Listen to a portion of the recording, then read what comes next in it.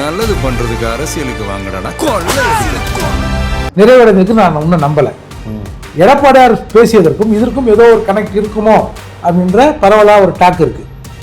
எதுவாக இருந்தாலும் உண்மை தெளிவட்டும் ஒருத்தனை அடித்து கொண்டு புதைப்பதற்கு யாருக்கும் இங்கே உரிமை. ஒருவேளை இந்த இடத்துல யாரும் போய் நிக்கல அப்படின்னா இந்த உண்மை மறைக்கப்பட்டு விடும். இப்போ ஒரு ஆள் நிற்கும் போது இல்ல ஒரு தேவையில்லாம சிக்கல்னு யோசிப்பாங்க.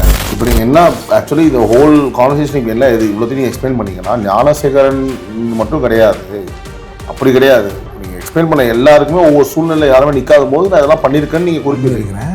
அப்பெல்லாம் ஒருத்தர் ஏன்னா நல்ல விஷயம் என்னன்னு சொல்லல, ஞானசேகரனுக்கு போன பிறகு ஏன் எப்படி இது பாலியல் குற்றவாளி நினைச்சிட்டாங்க. பாலியல் குற்றவாளி இல்லைன்னு நான் சொன்னேன். வாரண்ணே இது எப்படி வேணாலும் போய் நிற்கணேன் வந்து எப்பா நம்ம ஞானசேகரன் சப்போர்ட் இல்லைப்பா, அவன் காக்கப்பட வேண்டியது இன்னும் வழக்கு விசாரணை முடியுதா கீழமை நீதிமன்றம் தான்ப்பா அவனுக்கு வந்து 30 வருஷம். அதான் சொன்னேன் சார், அந்த வழக்கை காப்பாற்றுவதற்காக உண்மை வெளியே வருவதற்காக நீங்க நிக்கிறீங்க. அதை இன்னொரு சார் இந்த வழக்கு முழுமையா தீர்க்கப்பட்டாதான். This video is sponsored by Fast Track, celebrating 25 years of excellence. Download your Fast Track app now. Cresco Cars, leading dealers of Maruti Suzuki.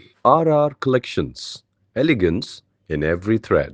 Top 4 call drivers, day or night, we drive for you. உறவுகளால் நாடு உறவுகளுக்காக நான் உங்கள் சிபி நவீன். இது times of ரிப்பப்ளிக்கின் times talk with புரட்சி தமிழகம் பறையர் பேரவையின் தலைவர் மதிப்பிற்குரிய எனது அண்ணன் திரு வழக்கறிஞர் திரு ஏர்போர்ட் மூர்த்தி அவர்கள். நான் வணக்கம்ண்ணா, எப்படின்னா இருக்கீங்க? நல்லா இருக்கேன். ஆனால் ரொம்ப முக்கியமான விஷயம், நிறைய பேர் வந்து பார்த்தீங்கன்னா நீங்கள் தொடர்ந்து நம்ம கூட பேசிகிட்டு இருக்கீங்க, எல்லாருக்குமே தெரியும் நம்ம 2 பேரும் வந்து நிறைய இன்டர்வியூஸ் பண்ணுறோம்னு சொல்லிட்டு. அண்ணன்கிட்டே இதை கேளுங்க, ஏன் திடீர்னு ஞானசேகரன் அவருக்கு சப்போர்ட் பண்ணி அண்ணன் போய் நிற்கிறாரு, மற்றதுனா ஓகே, ஏன் அவர் கேஸுக்காக போய் நிற்கிறாரு? அவர் வந்து ஏன்னா உங்களுக்கு தெரியும் இல்லையா எந்த குற்றத்துக்காக கைது செய்யப்பட்டிருக்கான்னு தெரியுது. ஸோ ரொம்ப சென்சிட்டிவான விஷயமா இருக்கும்போது அவர் மேலே ஏதாவது ஒரு அவதூறு பரப்புகிறாங்க அப்படின்னு சொல்லி உங்களோட ஆதரவாளர்கள் ஃபீல் பண்ணுறாங்க. உங்களோட கருத்தை சொல்லுங்கள். முதல்ல அப்படி தான் போச்சு. அதுக்கப்புறம் நான் 2-3 விளக்கத்தை சொன்னேன். சார் இப்போ ஞானசேகரன் நல்லவன், ஞானசேகரன் தப்பு செய்யலை அப்படிலாம் நான் சொல்ல வரல. ஒரு உயிரை எடுப்பதற்கு சட்டத்துக்கு மட்டுமே அனுமதி இருக்கிறது. ஆக்சுவலி என்ன நடந்தது சார்? என்ன நடந்தது உள்ள சொல்லுங்க, விவரமாக சொல்லுங்கள் எனக்கு. அதுக்கு முன்னாடி சில இப்போ நீங்கள் இதெல்லாம் வந்து இப்போ மூர்த்தி எப்படி போய் ஞானசேகரனுக்காக உதவி செய்யலாம், எப்படி ஹியூமன் ரைட்ஸில் பெட்டிஷன் கொடுக்கறதுக்கு அவங்க அம்மாவை போய் அனுப்பலாம், இல்லை அவங்க அம்மா கொடுக்கும்போது இவர் எப்படி கூட இருக்கலான்ற மாதிரிலாம் நீங்கள் பல பேர் சொல்கிறதா சொல்கிறீங்கல்ல. நான் சும்மா ஒரு பல விஷயங்கள் இருக்குது, அதில் ஒரு 4-5 விஷயத்தை மட்டும் சொல்கிறேன். அதை நீங்கள் போய் சொல்லுங்கள். மணல்மேடு சங்கர்னு ஒருத்தர் கேள்விப்பட்டிருக்கேன். இப்போ வந்து மணல்மேடு சங்கர் எங்கள் தலைவர், எங்கள் சாம்பவர் அப்படின்னு இன்றைக்கி ஒரு பெரிய இளைஞர் கூட்டம் வந்து அவரை தூக்கி கொண்டாடுறது அவர் இறந்த பிறகு. அவர் இருக்கும்போது யாராவது அவர் உதவி பண்ணாங்களா? இதே அவர் இருக்கிற போது ஒரு இயக்கம் அந்த ஊரில் கூட்டம் போட்டு இங்கே ஒரு பெரிய ரவுடியாக இருக்கிற அவருக்கும் இயக்கத்துக்கும் சம்மந்தம் இல்லை, இயக்கத்தில் உள்ளவர்கள் யாரும் அவரோடு தொடர்பு வைத்துக் கொள்ளக்கூடாது அப்படின்னு அங்கே கூட்டத்தில் வச்சு பேசுகிறாங்க. தேவையில்லாமல் அங்கே போய் கூட்டம் கூட்டி பேசுகிறாங்க.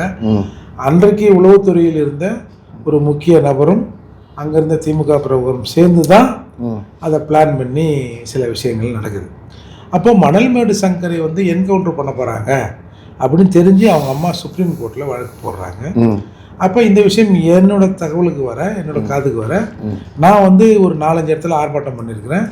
தமிழ்நாட்டின் முன்னாள் மேயராக இருந்த வைபா அவர்களை வைத்து ஒரு அம்பேத்கர் இயக்க தலைவர்கள் கூட்டம் போட்டு நிறைய டிஜிபி கிட்ட பேசுகிறோம். நாங்கள் போய் பார்த்து ஒரு கிட்டத்தட்ட 8-9 மாதங்கள் அவர் அந்த என்கவுண்டரை தள்ளி போட்டாங்கன்னு வச்சுக்கோங்களேன்.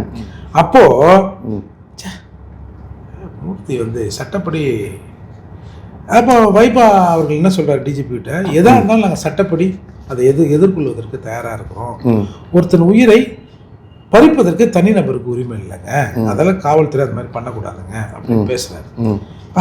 எல்லாரும் பயந்துருந்தாம்பா, மணல்மேடு சங்கர் ஒரு மாதிரியான அப்படி இப்படின்னாம்பா.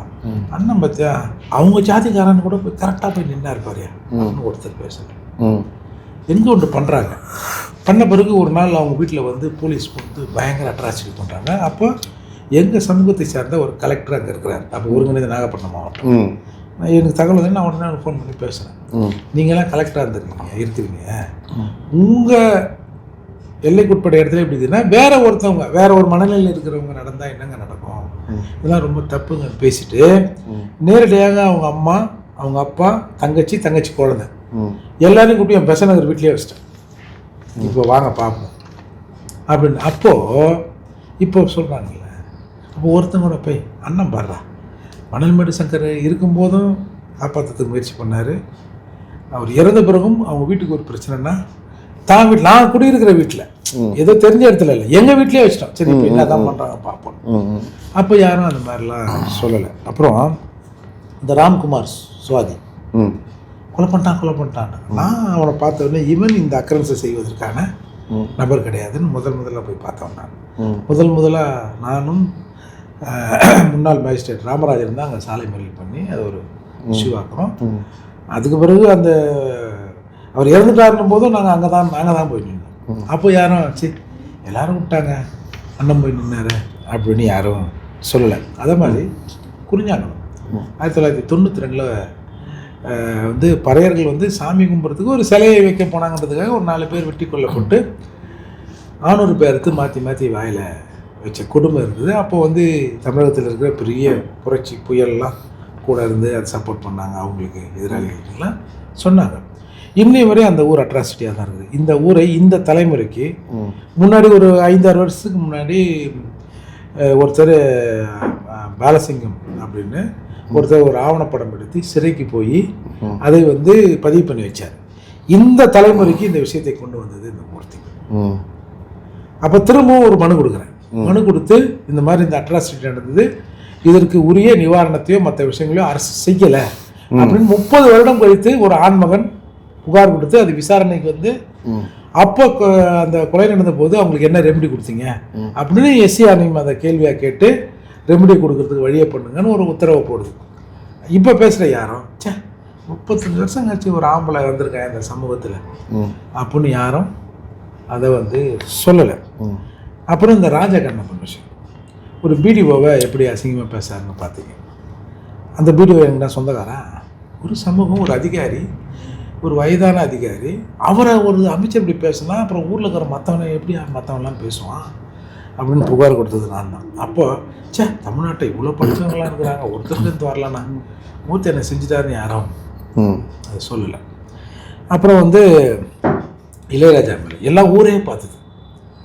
தபாலயத்தை அடித்தவங்கலாம் இசைஞானி ஆகிட முடியுமா, பணங்காசு சேர்ந்துட்டா நீ என்ன பெரிய ஜாதி நினைப்பா அப்படின்னு பெரியாரின் பேரன் பேசுகிறார்.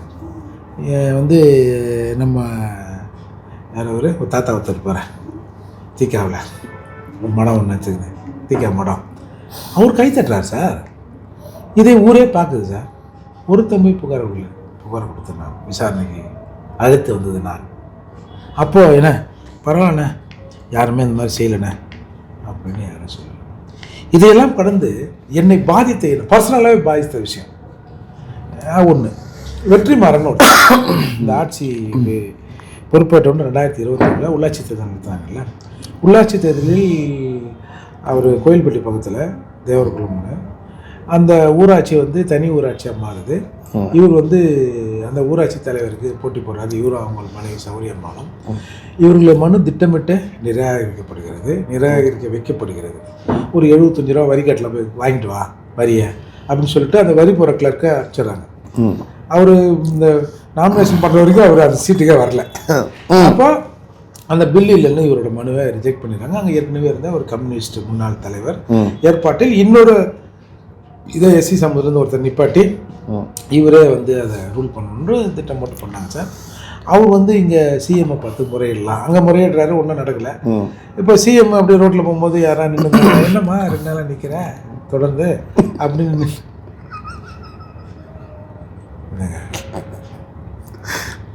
மக்கள் அதிகம் நடந்துதான் இல்லைங்க. செல்லாமை சண்டை யாரோ ஒரு அம்மா நின்று என்னம்மா 2 நாள் அங்கே வந்து நிற்கிறேன், நீங்கள் சிரிக்கிறத பார்த்தா என்ன ஒரு இன்னொரு 2 வீலரில் போன மாதிரி நிறுத்தி என்னம்மா ஓரமாக நிற்கிறேன்னு கேட்ட மாதிரி இல்லை சார்.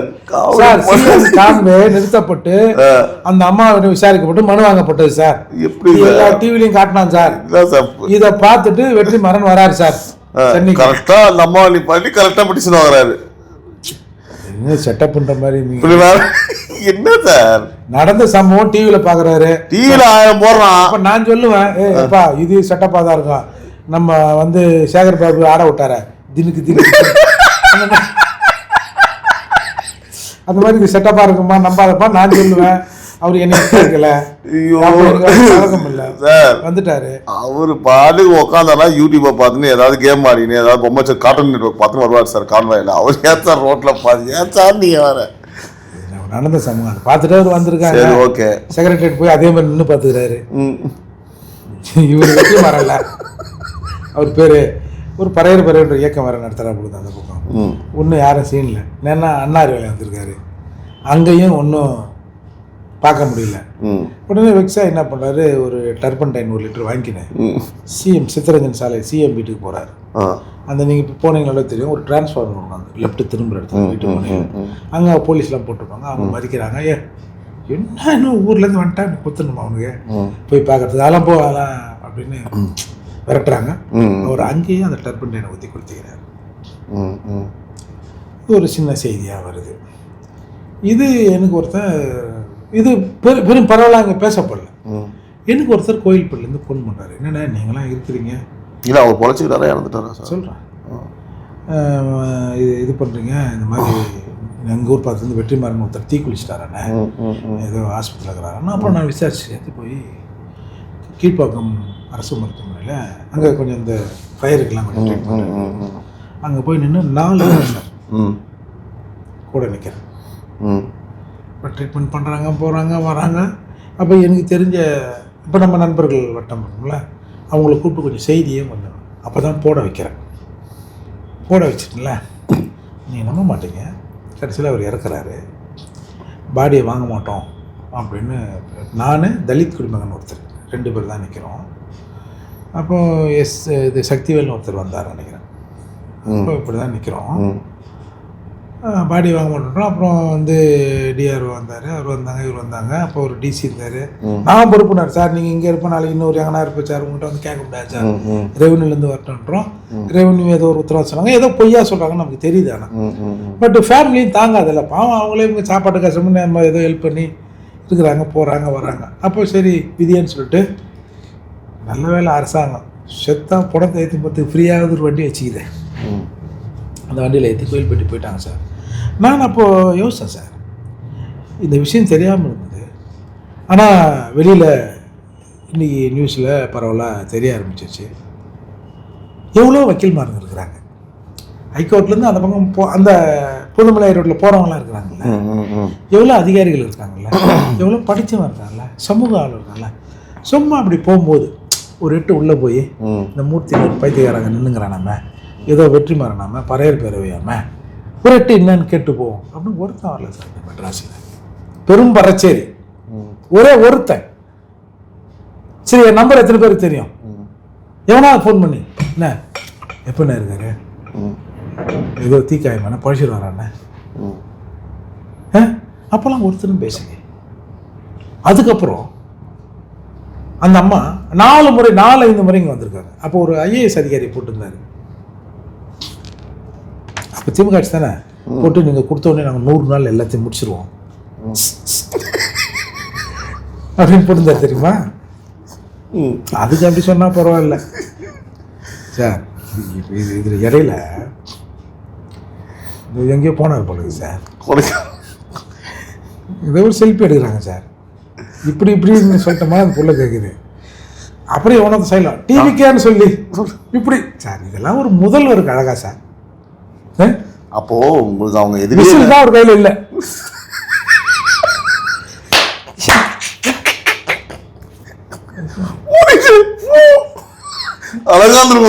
கருணாநிதியின் மகன் அல்லவா அப்படின்னு சொல்ல. நான் என்ன சொல்றேன்னா இவங்க கட்சி இவங்களே அசிங்கப்படுத்திட்டாங்க. அது எப்படி அது என்னவோ. அப்போ நான் உண்மையில நொந்த விஷயம் தான். சரி, ஒருத்தன் என்ன சரி என்ன அவனுக்கு பிடிக்கிற போகிறானோ ஒரு அரை மணி நேரம் இப்படி நேராக போகிறோம் புதுமலை ரோட்டில் கீழ்ப்பாக்கம் ஆஸ்பத்திரி மைண்ட் ரோட்ல இருக்குது. இப்படி உள்ளே போதும் ஒரு 5 நிமிஷம் இப்படி வந்துட்டு ஒரு 10 நிமிஷத்தில் என்ன போய் கைட்ட போகிறேன் நீ வீட்டில் ஒருத்தன் வரல சார். அந்த விஷயத்தில் நான் ரொம்ப நொந்தேன். என்ன இப்படி சமூகம் இப்படி இருக்குது? அப்போ 4 எம்எல்ஏ எங்கள் சட்டமன்றத்தில் இருக்கிறாங்க, அவங்க பேச மாட்டாங்க, அப்படி இருக்குது. நான் 4 முறை அந்த 4 முறையும் போய் பெட்டிஷன் கொடுக்குறேன். பையன் படிச்சிருக்கான், இவர் தான் வந்து ஏர்னிங் பர்சன் இவர் தான் குடும்பத்தில். ஏதாவது ஒரு கருணை அடிப்படையில் ஒரு வேலை கொடுங்க.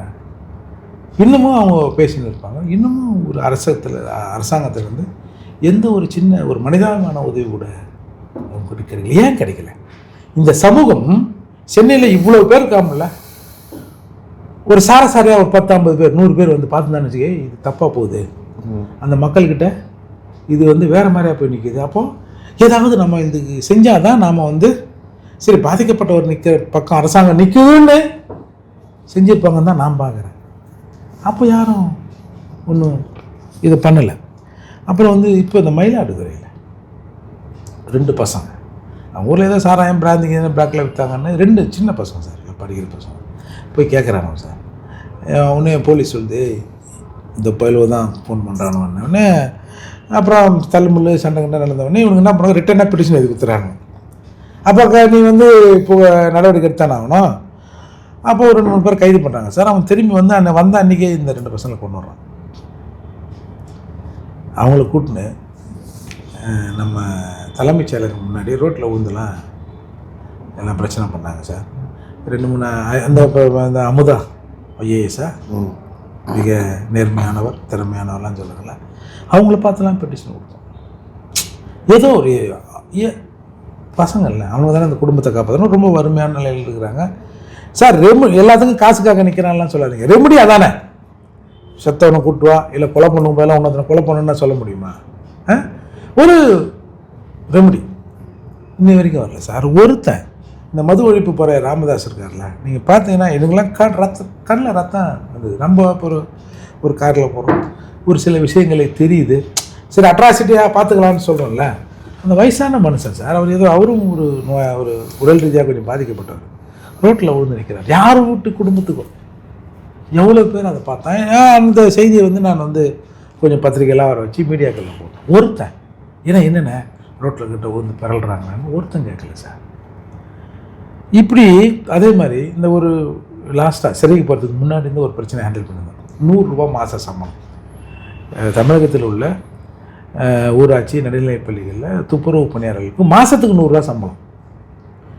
இதை நான் கேள்விப்பட்டு அது போய் தலைமைச் செயலாளர்கிட்ட விட்டு போய் மனு கொடுக்குறேன். அவர் இதெல்லாம் சொன்னாங்க, இதெல்லாம் இல்லைங்க, உங்களுக்கு யாரோ பொய் சொல்லிட்டாங்கன்றாரு. என்னடா இப்படி சொல்கிறாருன்னு சொல்லிட்டு அப்புறம் டக்குன்னு அந்த பயனாளர் இருக்கிறாரில் அவருக்கு ஒருத்தர் ஃபோனை போட்டு, ஏங்க நீங்கள் 100 ரூபா தானங்க சம்பளம் வாங்குறீங்க, ஏதோ இல்லைன்றாங்க, இதாங்க பேசுங்க அப்படின்னு அவர்கிட்ட தலைமைச் செயலாளர். அவர் பேசுகிறவர் தலைமைச் செயலாளர் தெரியாமல், ஏங்க இந்த காலத்தில் யாருங்க 100 ரூபா வாங்கணும், ஏங்க நான் சம்பளம் வாங்குறேன்னு நீங்கள் என்கிட்டே வந்து சொல்கிறீங்க, 100 ரூபா தாங்க தராங்க, அதுவும் வருஷத்துக்கு ஒருத்தர் தாங்க சம்பளம் அப்படின்னு சொன்னோடனே அவருக்கு ஷாக் ஆகி போச்சு தலைமைச் செயலாளர். அப்புறம் அங்கே போனார் இங்கே போனார் எல்லாம் பாருங்க. அப்புறம் அதான் அதுக்கு யார் சம்பளம் கொடுக்குறது, இந்த டிபார்ட்மெண்ட் கொடுக்குதான்னு முடிவு பண்ணுறதுக்கு 4-5 மாதம் ஆகி போச்சு. அந்த பெட்டிஷன் கொடுத்து அதுக்குள்ளே நான் சிறைக்கு போயிட்டுனா, சிறைக்கு போயிட்டு திரும்பி வந்தேன். வேலையாக திருப்பி அங்கே தான் போய் முட்டின்னு போய் நின்னேன். என்னதான் ஆச்சு அந்த பெட்டிஷனை வந்திருக்காங்க அப்படின்னு பிறகு இப்போ தாங்க இந்த துறை தான் இதற்கு உரிய துறைன்னு அரசு முடிவு பண்ணிக்குது சார். இது முடிவு பண்ணுறதுக்கு எவ்வளோ நாள்? 6 மாதம் இதை முடிவு பண்ணுறது. இந்த துறை தான் சம்பளம் கொடுக்குறாங்கன்னு கண்டுபிடிக்கிறதுக்கு, சந்திர மண்டலத்தில் கண்டுபிடிக்கிறதுக்கு இங்கே வேலை நடக்குது. கவர்னன்ஸோட எக்ஸலன்ஸ் சார் அது. ஆமாம். இதில் வந்து கூடுதலாக முன்னாள் முதல்வர் கலைஞர் அவர்கள் அண்ணா நூற்றாண்டு நூலகத்தை திறக்கிற போது இவங்களுக்கு வந்து கன்சல்டன்ட் சேலரி ஒன்று போட்டு இவங்க அரசு ஊழியருக்கான சலுகைகள் சிலத்தை கொடுக்கணும்னு வேறு ஆர்டர் போட்டிருக்காரு. எப்போ அவங்க அப்பா செஞ்சு நீ செய்ப்பா அப்படிங்கிறது தான் இப்போ பிரச்சனையே. அப்போது இது வந்து எல்லா நியூஸ் சேனல்லையும் வந்து சார் ஒருத்தன் என்ன இந்த காலத்தில் 100 ரூபாயான சம்பளம் வாங்குறாங்க. அதை நீங்கள் யோசிச்சு பாருங்கள், அதில் எல்லா சமூகமும் இருக்குது, பெரும்பான்மை எங்கள் சமூகம் இருக்குது. ஈவன் மாற்று சமூகத்திலேருந்து பல பேர் எனக்கு ஃபோன் பண்ணி கேட்டாங்க, ஏன்னா இந்த மாதிரி என்ன இருக்குது நீங்கள் சொல்கிறீங்க, எல்லா சமூகமும் இருக்கிறாங்க, பெரும்பான்மை எங்கள் சமூகம் இருக்குதா சொல்லுவீங்க, ஏன்னா உண்மையானே நீங்கள் இந்த மாதிரி போய் இந்த டிஸ்ட்ரிக்டில் இங்கே விசாரிச்சு பாருங்கன்னா அப்போ அந்த அக்கறை ஒரு ஃபோனில் இப்போ எல்லாம் ஃப்ரீ தானே சார், 200 ரூபாய்க்கு ரீசார்ஜ் பண்ணால் எம்மா நேரம் வேணாலும் பேசிக்கலாம்ல. அதுக்கு இவனுக்கு நேரம் இல்லை சார். அதுக்கு கேள்வி கேட்க என்ன இப்படி நடக்குதானேன்னு சொல்கிறதுக்கு ஒருத்தர் இல்லை சார். இந்த நிலையில் தான் இவங்க வந்து பாலியல் குற்றவாளி அவனுக்கு போய் எப்படி மூர்த்தி நிற்கிறார் அப்படின்னு. இப்போ நீங்கள் என்ன ஆக்சுவலி இந்த ஹோல் கான்வர்சேஷன் இப்போ என்ன இது இவ்வளோத்தையும் நீங்கள் எக்ஸ்பிளைன் பண்ணிங்கன்னா ஞானசேகரன் மட்டும் கிடையாது, அப்படி கிடையாது. இப்போ நீங்கள் எக்ஸ்பிளைன் பண்ண எல்லாருக்குமே ஒவ்வொரு சூழ்நிலை யாருமே நிற்காத போது நான் இதெல்லாம் பண்ணியிருக்கேன்னு நீங்கள் குறிப்பிட்டிருக்கிறேன். அப்போல்லாம் ஒருத்தர் ஏன்னா நல்ல விஷயம் என்னன்னு சொல்லலை, ஞானசேகரனுக்கு போன பிறகு ஏன்னா எப்படி இது மூர்த்தி பேர் பாலியல் குற்றவாளி பின்னால் இருக்காங்க, இவர் பாலியல் குற்றவாளி இல்லைன்னு நான் சொன்னேன்னா சார் சூழ்நிலை நாம் சிறைக்கு போகிறோம். நான் சிறைக்கு போகும்போது அவங்ககிட்ட நான் இருந்த ஹெச்எஸில் தான் அவங்களும் இருந்தான் எனக்கு முன்னாடி. நான் கிட்டத்தட்ட ஒரு 10-15 நாள் பேசவே இல்லை ஞானசேகரன். ஏன்னா ஞானசேகரனுக்கு எதிரான பல விஷயங்களையும் நான் வெளியில் பேசியிருக்கிறோம். நம்ம பார்வை எப்படி இருக்குது.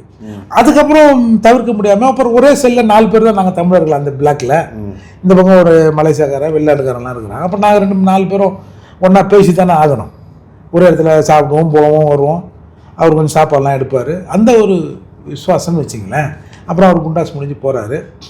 போகும்போது இப்போது சிறையிலேருந்து எனக்கு ஒரு தகவல் வருது, இந்த மாதிரி ஞானசேகரனை கொண்டுட்டாங்க.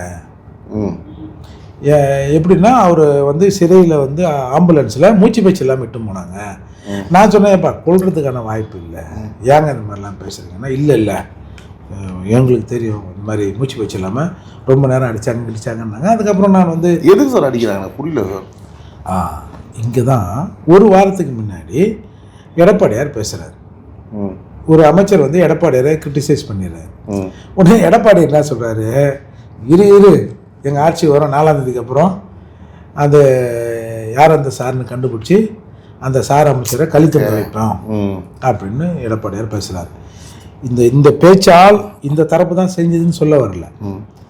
நீங்கள் வந்து காக்காவுக்கு வர பணமாக ஊந்துன்னு கூட சொல்லுங்கள். ஆனால் காக்காவை வந்தது பணமாக ஊந்துது, அவ்வளோதான். புரிஞ்சுதா? இந்த காக்கா அந்த பணமரத்து மேலே உட்காரல, ஓர மேலே தான் உட்காந்துன்னு கூட நீங்கள் விசாரணை பண்ணி சொல்லுங்கப்பா. நாங்கள் தூரந்து பார்க்குறவங்களுக்கு நீங்கள் இப்படி தான் இருக்குது. அப்போது நான் வந்து உடனே ஸ்டான்லி ஹாஸ்பிட்டலுக்கு போகிறேன். என்னை அட்மிட் செஞ்சு ஐஎம்சியில் தான் அட்மிட் பண்ணியிருக்காங்க. போலீஸ் விட மாட்டுறாங்க. ஆனால் எனக்கு அப்பயே கொஞ்சம் லைட்டாக தெரிஞ்சிரு உயிரோடு இருக்கிறாரு.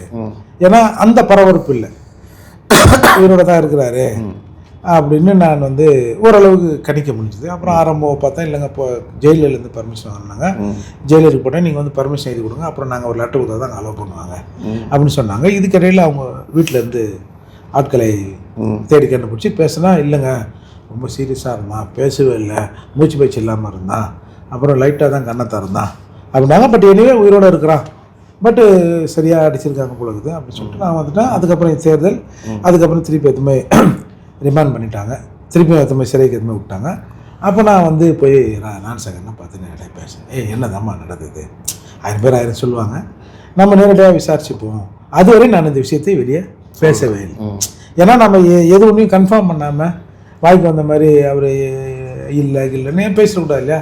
அப்போ அவர் சில விஷயங்களை சொல்கிறார், யார் யார் அவரை அடித்தது, யார் யார் போனது வந்தது எல்லாத்தையும் சொல்கிறாரு. ஃபோனில் அவங்க வீட்டுக்கும் அந்த விஷயத்தை சொல்லியிருக்காரு.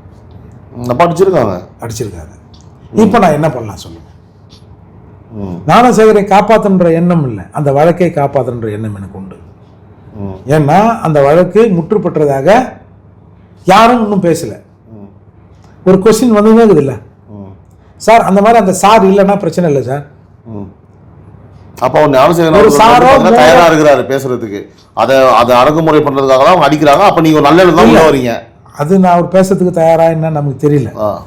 இது இருந்தா பிரச்சனைன்னு கூட நினைச்சிருக்கலாம்ல. அதான் கேட்குறேன், நினைச்சிருக்கலாம்ல, மேபி நினைச்சிருக்கலாம் தான் சொல்றேன்.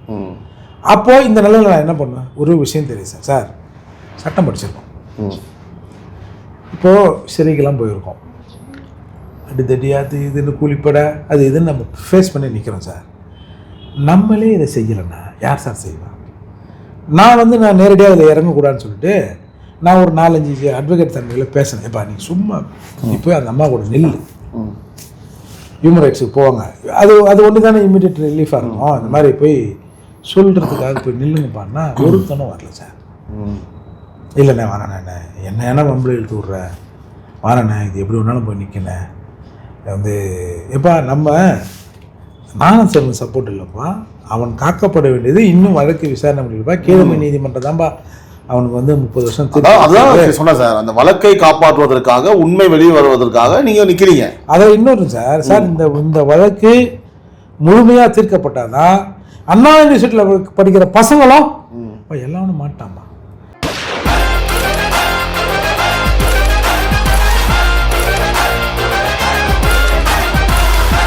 இப்போ ஒரு ராபரி நடக்குது சார், ஒரு செயின் ஒருத்தர் இப்படி சொல்ல நான் புரியுற மாதிரி, ஒருத்தர் வாக்கிங் போகிறவங்கிட்ட செயின் அறுத்துறான் சார், 2 பைக்கில் வரான் சார், ஒரு பைக் மட்டும் மாட்டுது சார், ஒரு பைக் தப்பிச்சிடுது. மறுநாள் அங்கே வாக்கிங் போகிறவங்கள்ட்ட மனநிலை எப்படி இருக்கும்? ஃபுல் கேங்கையும் பிடிச்சிட்டோம்னா பிரச்சனை இல்லை, இங்கே வரானா ஒரு பைக் புருன்னு வந்தால் கூட இவங்க என்ன நினைப்போம், இவன் வாண்டாம் பொழுது அப்படின்னு ஒரு அச்சம் இருக்கும்ல. அந்த மனநிலையில் இன்னமும் அந்த மாணவர்கள் இருப்பார்கள் என்று நான் நினைக்கிறேன். தமிழகம் முழுக்க அதான் பேச்சா இருக்கு. ஒருத்தன் உண்மையிலே இல்லைப்பா, இப்போ எடப்பாடியார் சொன்னால நாங்கள் வந்து அது சரியில்லைன்னு, சரி இல்லாத ஒன்றும் ப்ரூவ் பண்ண முடியாது. அப்போ இவங்க எல்லாம் பார்த்து கீத்து அவன் இல்லை அந்த மாதிரி ஒருத்தர் இல்லைன்னு முடிவாகிட்டா ஃபைன் குட். அது மட்டும் இல்லாமல் ஒருத்தன் உயிரை பறிப்பதற்கு சட்டத்துக்கு மட்டுமே உரிமை இருக்கிறது. தூக்கு தண்டனை கொடுக்கிட்டோம், வர மே மாதம் அவருக்கு தூக்கு அப்படின்னு ஒரு டேட்டை ஃபிக்ஸ் பண்ணிடுறான்னு வச்சுக்கோங்க கோர்ட்டு. எப்படி இருந்தாலும் கோர்ட்டே சொல்லிடுச்சு மே மாதம் தூக்குன்னு, ஏப்ரல்லே போட்டுருவோமே அப்படின்னு சிறைக்குள்ளே பண்ண முடியுமா? ஒரு மனிதனின் உயிரை எந்த தனிநபர், அவர் எந்த டிபார்ட்மெண்ட், நீதித்துறையை தவிர, கோர்ட்டை தவிர வேறு எவர் அதை செஞ்சாலும் கொலை தான். லாக்அப் டெத்தில் எதுக்கு கொலை கேஸ் போட சொல்கிறாங்க அதிகாரிகள் மீது? சட்டம் அதை அனுமதிக்கல சார். ஒருத்தனை கடத்தி, அதாவது ஒருத்தனை தனிமைப்படுத்தினா இவனை வந்து டீடைன் பண்ணி வைங்க அப்படின்னு கோர்ட்டுக்கு தான் உரிமை. நீங்கள் டீடைன் பண்ணி வச்சாலும் அந்த கோர்ட் வந்து இந்த டீடென்ஷன் உண்மையா பொய்யா, இப்போ நான் வரலையா குண்டாஸ்லேருந்து, என்னையா இது வந்து அன்லாஃபுல், இது என்னையா விளையாடுறீங்க, எங்கேயா போய்ட்டு குண்டாஸ் போட்டிங்கன்னு என்ன நீதிமன்றம் அனுமதிச்சதில்லை. அப்போது அதற்கு தான் அந்த ரைட்ஸ் இருக்குது. அப்படி இருக்கிற போது ஒருத்தனை வந்து அடிப்பதற்கு, கொல்லுவதற்கு யாருக்கும் இந்த ரைட்ஸ் இல்லை சார். நாளைக்கு யார் பாதிக்கப்பட்டாலும் வந்து நிற்போம். அது ஒரு மனிதாபிமான அடிப்படை. இதுக்கு வந்து நமக்கு தேவையில்லாத அவன் பாலியல் குற்றவாளி, சரி பாலியல் குற்றவாளி தான், தமிழிசை, இவங்க அன்புமணி மனைவி சௌமியா, அப்புறம் நிறைய பேர் போராட்டம் பண்ணாங்கல்ல. இந்த திமுக அணியில் இருக்கிற ஒருத்தர் போராட்டம் பண்ணாங்கன்னு சொல்லுங்கள், இல்லை அந்த போராட்டத்தை நசுக்க பார்த்தாங்கல்ல, ஏதாவது ஒரு கண்டன குரல் வந்ததா? இப்போ வந்து மூர்த்தி எப்படி வந்து அவங்க அம்மா கூட நிற்கிறாரு அப்படின்னு சொல்கிறவங்க, ஆனால் இப்போ நிற்கிறதுக்கான காரணம் என்னன்னா, அவங்க அடிக்கிறாங்க, துன்புறுத்துறாங்க, அவர் கொல்ல முயற்சி பண்ணுறாங்க சார். ஒருவனை கொல்லுவதற்கு தனிநபருக்கு அது மட்டும் தான் நீங்கள் இருக்கிறீங்க, அது மட்டும் அந்த கேஸுக்காகலாம் போய் அங்கே நிற்கல. இல்லை கேஸுக்காக நிற்கல. அது மட்டும் இல்லாமல் என்னோட பார்வையில், மற்றவர்கள் பார்வையில் அந்த வழக்கு முழுமையாக நிறைவடைந்திருக்கு நான் இன்னும் நம்பலை. எடப்பாடியார் பேசியதற்கும் இதற்கும் ஏதோ ஒரு கனெக்ட் இருக்குமோ அப்படின்ற பரவலாக ஒரு டாக் இருக்குது. எதுவாக இருந்தாலும் உண்மை தெளிய வரட்டும். ஒருத்தனை அடித்து கொண்டு புதைப்பதற்கு யாருக்கும் இங்கே உரிமை இல்லை. ஒருவேளை இந்த இடத்துல யாரும் போய் நிற்கல அப்படின்னா இந்த உண்மை மறைக்கப்பட்டு விடும். இப்போ ஒரு ஆள் நிற்கும் போது இல்லை ஒரு தேவையில்லாம சிக்கல் யோசிப்பாங்க. இப்போ அது மட்டும் இல்லாமல் நான் புகார் கொடுத்த அன்னைக்கு கொடுத்தாங்களே அம்மா, அன்னைக்கு 5வது நாள் உண்ணாவிரதம், இன்றைக்கு 8வது நாள் உண்ணாவிரதம் இருக்கிறார். அவர் சரியில்லை. என்ன கேட்குறாரு அவரு? ஏன் அடிச்சாங்க? ஒரு என்கொயரி போடுங்க, ஒரு மேஜிஸ்ட்ரேட் வந்து என்னை விசாரிக்கட்டும். ஐ வாண்ட் டு நோ எதுக்கு என்ன அடிச்சாங்கன்னு ஒரு சிறைவாசி கேட்குறாரு. அவன் நல்லவனா கெட்டவனான்னு இருக்கட்டும், அந்த ரைட்ஸ் அவனுக்கு இருக்கா இல்லையா சார்? இப்போ என்கவுண்டர் சார், நீங்கள் ஒன்று நல்லா புரிஞ்சுக்கணும் சார். ஒரு கேஸ் இருக்கும் சார், அதில் வந்து என்கவுண்டர் பண்ணியிருப்பாங்க சார். அவன் உண்மையில அந்த வழக்கில் ஈடுபட்டான்னு வச்சுங்களேன், ஒரு செக்டார் சொல்லும், சை இந்த மாதிரி ஆளுங்க போலீஸ் சுட்டதையா கரெக்ட் அப்படின்னு ஒரு செக்டார் சொல்லும். இன்னொருத்தன் செயின் ஒருத்தன் அறுத்திருப்பான். இப்போ இந்த பாலியல் சீண்டலில் அந்த கோயம்புத்தூர் ஒரு என்கவுண்டர் ஆனதில்லை, அதை நான் சொல்கிறேன். ஒருத்தன் செயினை ஸ்நாஷ் பண்ணியிருப்பான் சார், அதுக்கு ஒரு செக்டார் சொல்லுவான், செயினை பதப்பதிக்கு அர்த்தம் பாரு, என்கவுண்டர் கரெக்டு தாயா அப்படின்னு ஒரு செக்டார் சொல்லுவான். ஒருத்தன் ஏதாவது ராபரி, அவனே சம்பளம் வாங்கின்னு போகிறான், அவன் சம்பளமே 15,000 ரூபாய் தாயா, அதை திருட்டு பையன் பிளேடை போட்டு காசு எடுத்து போயிட்டாயா, அவன் கையை விட்டான அவனை சுடனையா அப்படின்னு ஒரு செக்டார் சொல்லும். அப்போது ஒவ்வொரு குற்றத்திற்கும் எதெல்லாம் நம்மை வெகுவாக பாதிக்கிறதோ அதுக்கு என்கவுண்டர் பண்ணணும் ஒவ்வொருத்தன் இயல்பாக நினைப்பான் சார், இவனெல்லாம் விடக்கூடாதுன்னு. அப்படி பண்ணியே போனால் என்ன சார் ஆகும்? அது எதுக்கு சார் சட்டம்? இப்படி பண்ணுறதுல கூட பிரச்சனை இல்லை, இப்படி கூட பேசலாம், பண்ணுறதுல கூட பிரச்சனை இல்லை. இதை வச்சு ஃபேக் என்கவுண்டர் நடக்குது இல்லை, ஒரு தரப்புல காசு. ரவுடி பாருங்களாம் சுட்டு கொள்ளணும் பார்ப்போம், என்ன ரவுடி சம்பத்தியா. ஆனால் சில என்கவுண்டர்கள்ல எதிர் தரப்புல காசை வாங்கிட்டு நடக்கிறதாகவும். நீங்கள் இந்தியாவில் ஒரு ஹைட்ராபாட் நினைக்கிறேன், ஒரு ஃபேமஸான என்கவுண்டர் அதிகாரி, கடைசியில் அவர் கதை என்னாச்சு, நிறைய என்கவுண்டர் போலியாக பண்ணியிருக்காருயா அப்படின்ற மாதிரி ப்ரூவ் ஆச்சு இல்லை. அதால் ஒரு உயிரை பறிப்பது என்பது அது சட்டத்திற்கு மட்டுமே உரியது. அதை செய்கிற போது நாம் எப்படி அனுமதிக்கிறதுன்ற நிலையிலேருந்து தான் நான் போனேன். இப்போ பாருங்கள், என் கொடுமை அதில் போயிட்டேன். இப்போ நம்ம வீட்டில் இருக்கிறவங்கள யார் அவனுக்கு போய் நீ இந்த மாதிரி பண்ணுறியா, எல்லோரும் சொந்தக்காரெல்லாம் ஃபோன் பண்ணி கேட்குறாங்க அப்படின்னு சொல்கிறாங்க. அப்போ நான் வந்து இதுக்கு இதை போய் நான் பேச வேண்டிய கட்டாயத்துக்கு தள்ளப்படுகிறேன். நான் ஏன் போனேன்? இப்போ ஓரளவுக்கு கொஞ்சம் பேர் கன்வின்ஸ் ஆகிட்டாங்க. ஏற்கனவே எப்படா ஏதாவது சொல்லாமல், டேய் நீ என்ன வேணாலும் சொல்லுங்கள், நான் அதை பற்றிலாம் நான் செய்கிற விஷயத்தை நான் 1க்கு 2 தடவை யோசித்து இந்த மூவை பண்ணேன்.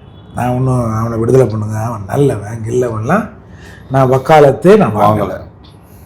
நம்ம கண்ணுக்கு தெரிஞ்சால் ஒரு 4 மாதம் நம்ம ஒன்றா இருந்திருக்கிறோம். அந்த உயிர் தத்தளிக்குதுன்னு சொல்கிறாங்க. இது ஒரு அன்லாஃபுல் மூமெண்ட்.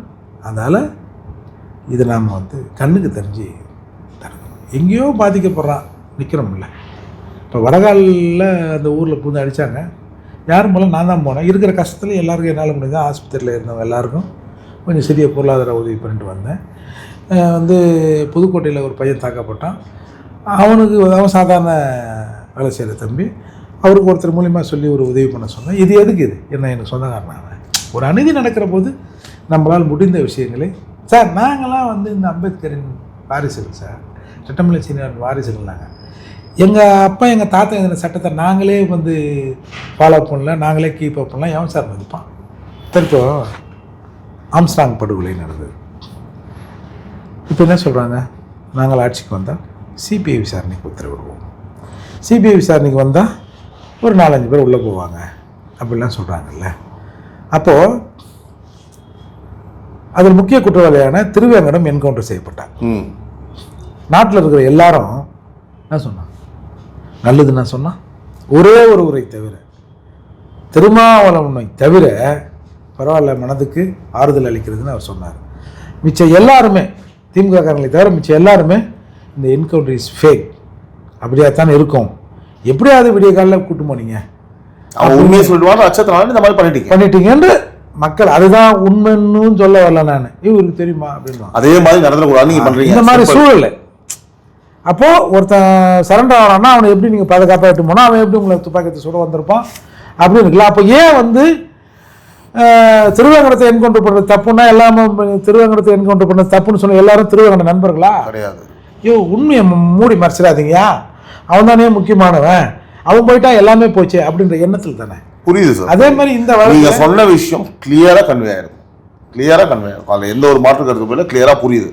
கண்டிப்பாக ஞானசேகரன் கெட்டவன் தான், அயோக்கியன் தான், அவன் பண்ணது தவறு தான், அது நீதிமன்றம் முடிவு பண்ணும் இறுதியாக. இப்போதைக்கு மக்களோட பார்வை எல்லா பார்வையும் அப்படிதான் இருக்கு. நீ இன்னும் நியாயம் சொல்லலை, சிம்பிளா சொல்லணும்னா. ஆனால் அவன் இன்னும் அது வந்து அந்த கேஸ் முடியலை, அது வந்து உண்மை வெளியே வர வேண்டும். எடப்பாடி ஒரு விஷயத்த சொல்லியிருக்காரு, அந்த இடத்துல அவருக்கு ஆபத்து இருக்கும் போது ஏர்போர்ட் மூர்த்தி நின்று நிற்கும் போது அந்த எந்த ஒரு தவறுமே நடக்காமல் இருக்கிறதுக்கு நீங்கள் பாதுகாத்துனா உண்மை வெளியில் வரணுன்ற நோக்கம் மட்டும்தானே தவிர அவர் மேலே உங்களுக்கு பர்சனலாக எந்த ஒரு இதுவும் கிடையாது. நிச்சயமாக அவ்வளோதான் சார். புரியுது சார். சார், இறுதியாக வந்து பார்த்தீங்கன்னா தேர்தலோட முடிவுகள் எப்படி இருக்கும்? ஏர்போர்ட் மூர்த்தியோட கணிப்பு என்ன சார்?